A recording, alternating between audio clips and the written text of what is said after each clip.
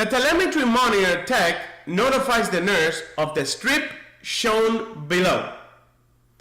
Which should the nurse implement first? So excellent question here. I want you to think about it, analyze it, look at the EKG strip and interpret it. Somebody said, Professor, I want to see EKG. Here you go. This is an EKG question. All right. So what am I going to do first when I see this EKG strip? We have VTAC, ventricular tachycardia. So what is the priority nursing action? What is my first step? Once again, answer number 3 and 4. Call the code blue, call the healthcare provider, begin CPR. So I have answers that is telling me to go get help from somebody else. In answer number 4, the healthcare provider. Let's use the same strategy. Is there an answer that I can do as a nurse that is within my scope of practice? Yes. Do I have an answer that helps the patient's condition, that helps me validate the patient's condition? Yes.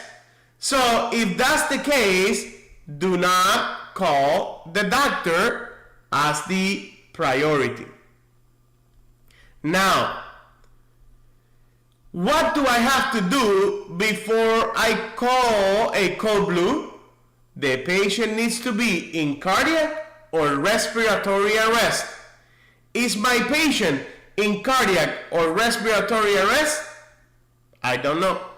Because the patient in ventricular tachycardia can have a pulse or can be pulseless VTAC. It depends. So I need to assess my patient first. So calling the code blue is not appropriate. Calling the doctor prior to doing an assessment in this scenario is not appropriate. And beginning CPR, once again, I have to check the pulse. So answer 3 and 4 are eliminated. Now we have answer 1 and 2. And we're going to talk a little bit. This is another strategy that you will learn in other trainings. But there are some delegation principles here involved in this scenario. Because answer number 1 says, instruct the UAP to go check on the patient. And there is a guideline for that.